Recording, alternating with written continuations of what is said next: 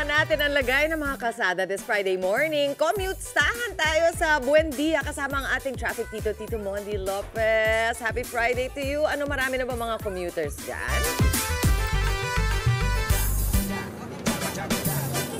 Yes, Mami Jiggy! It's Friday. Ito na, team commute. Kaway-kaway. Sabay, ito. Saya na rin. Friday.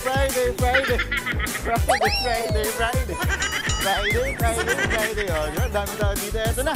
Quick driving update tayo. Ayan.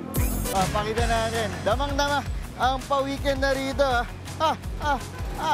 Dahil dyan, ayan, kita nyo naman. O, di ba? Ang luwag dito sa kabaan ng Buendia o Hilpuyat Avenue. Pero konting ingat at alalay lang sa pagmamaneo. Lalo na pagdating dito sa kanto ng Donada Street. Dito kasi mismo nakapwesto ang mga bus sakayin papuntang Santa Cruz, Calamba, Cabuyao, SM Lipa, Batangas, Lucena at Santo Tomas. Kaya asahan ang bagyang paghinto at pagbaba ng bilis ng takbo ng mga sasakyan. Bukod dyan, may mga nakaabang din na e-trike. Ayan, makita natin itong e-trike. Oh, ayan. Para sa mga pasero na papuntang MOA. Oh, medyo nakakabahan na sila sa gitnang kalsada. Kaya ma-reminder po sa lahat ng motorista, steady lang po sa manibela at huwag lang basta liko ng liko. Eto na! Ay ko, naglag. Commute-stahan na. Andar kayo. Andar. Dito, andar ups. Puno ba? 1, 2, 3. Puno po na. Sinakatay natin commute-stahan. Commute-stahan. Ayun, sakto. Ito, mami. Mukhang naka-ready si mami. Mami, kaya niyo po. Tawid tayo, mami. Ayan, very good. Sakto, good morning, mami. Ano pong pangalan po nila? Anita Makalimutan. Mami Anita, yapin lang tayo. Baka po atrasan tayo na iba.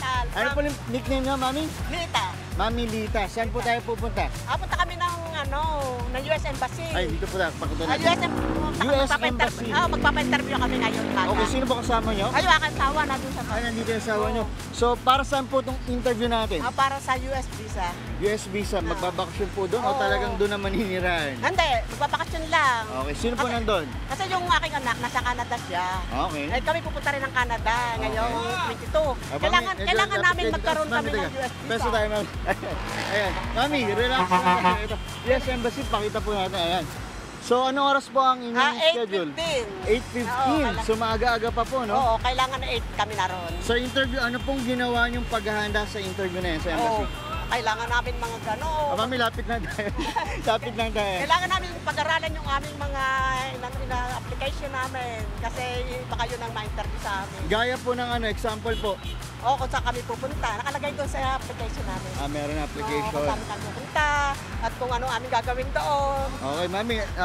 Ayan, lapit na. Anong oras, yung sinabi po niyo na alas 8 po, anong paghahanda ginawa niyo po? Saan pa po kayo galing?